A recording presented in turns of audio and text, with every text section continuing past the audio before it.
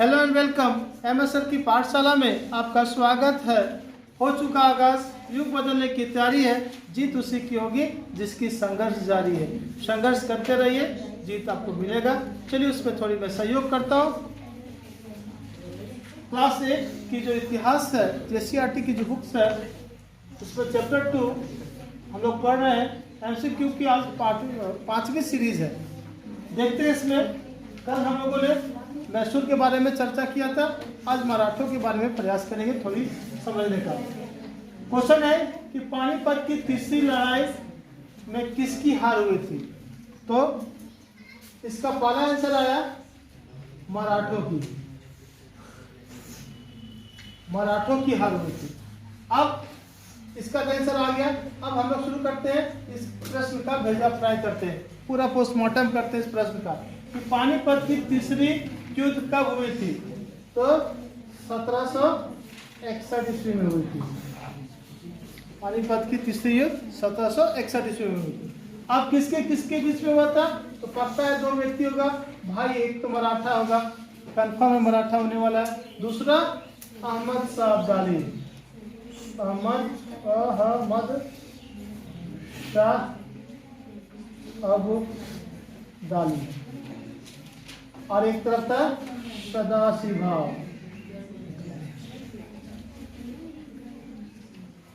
कुल मिला के मराठे, एक तरफ थे मराठे, दूसरी तरफ था अहमद शाह अब्दाली। और इन दोनों के बीच में पानीपत हरियाणा के पास एक क्षेत्र है, अभी भी आप जा सकते देख सकते हैं पानीपत को। वहां पे तीसरी युद्ध हुई थी और जिसमें मराठों की हार हुई। इसका परिणाम ये हुआ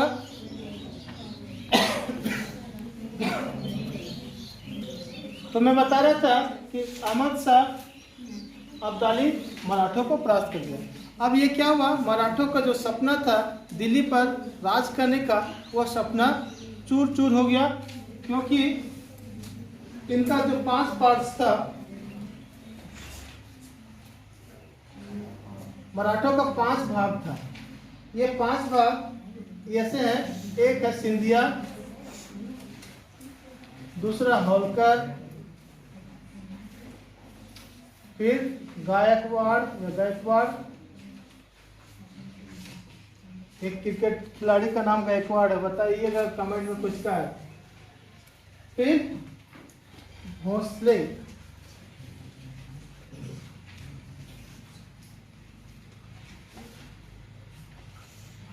ये 4 हो गया, 5 मराठे थे। तो ये चारों में क्या हो गया, अपना अपना क्षेत्र में अब खुद शासन करने लगा। इसके वजह से मराठे धीरे धीरे कमजोर होते चले गए। आगे बढ़ते हैं। अंग्रेजों और मराठों के बीच में अब देखा क्या, अंग्रेज देखा कि मराठे अब कमजोर हो गए हैं तो आक्रमण शुरू करता है। तो आक्रमण के तहत क्वेश्चन बोला गया है कि अंग्रेजों और मराठों के बीच में कितने युद्ध हुए थे? तो अंग्रेजों और मराठों के बीच में 3 युद्ध हुआ था। पहला युद्ध को बोलते हैं प्रथम आंग्ल मराठा युद्ध, दूसरा आंग्ल मराठा युद्ध, तीसरा आंग्ल मराठा युद्ध, इस तरह बोला जाता है। तो 3 युद्ध हुए थे, ध्यान रखिएगा। अब प्रश्न है कि सालबाई की संधि कब हुई थी? तो सालबाई की संधि जो हुई थी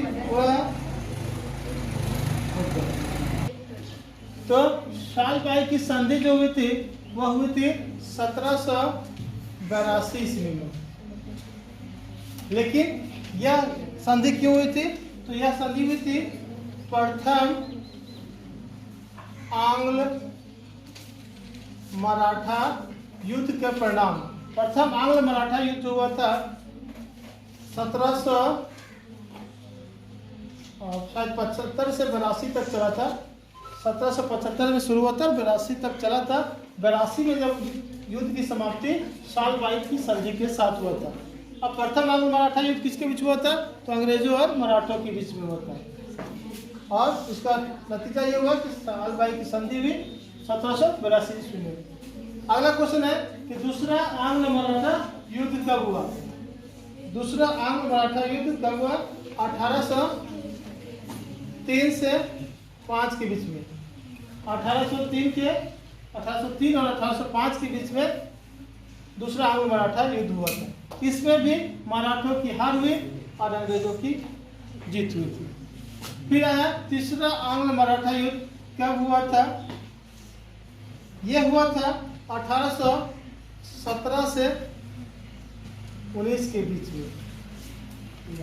तो प्रश्न चल रहा था कि तीसरा आंग्ल मराठा युद्ध कब हुआ था? 1817 से 1819 के बीच में। ये मराठों की तरफ से कौन थे? तो बाजीराव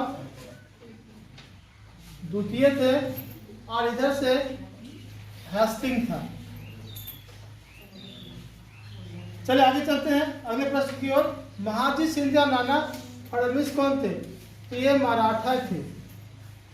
ये कौन थे? मराठे, प्रमुख मराठे थे। मराठा समाज के उत्थान में इन्होंने बहुत योगदान दिया था। लॉर्ड मिंटो भारत का गवर्नर जनरल बनकर कब आया था? तो ये आया था 1813 में। क्वेश्चन था कि लॉर्ड मिंटो भारत का गवर्नर जनरल बनकर कब आया था? तो ये 1809 में बन के आया था। ध्यान रखिएगा, लॉर्ड मिंटो भारत का गवर्नर जनरल कब बना था? 1809 में।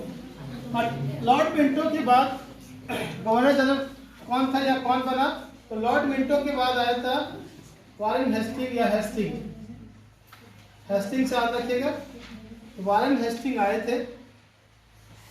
वारेन हेस्टिंग कब बना था? वारेन हेस्टिंग भारत का गवर्नर जनरल तो 1813 में। तो ध्यान रखिएगा, यह वह पीरियड था जब भारत में कौन सा चला था? तीसरा आंग्ल मराठा युद्ध चला था। इसीलिए एक तरफ वारेन हेस्टिंग था, दूसरी तरफ बाजीराव द्वितीय, और बाजीराव द्वितीय की हार हुई। इसके बाद मराठे पूर्णतः समाप्त माने गए और अंग्रेजों का अधिकार हो गया था मराठों के क्षेत्र में। चलिए, ये अगर सीरीज आपको अच्छी लग रही होगी तो वीडियो को लाइक शेयर सब्सक्राइब करना ना भूलें। अगली सीरीज फिर आएगी, सपोर्ट करेंगे। तब तक के लिए धन्यवाद।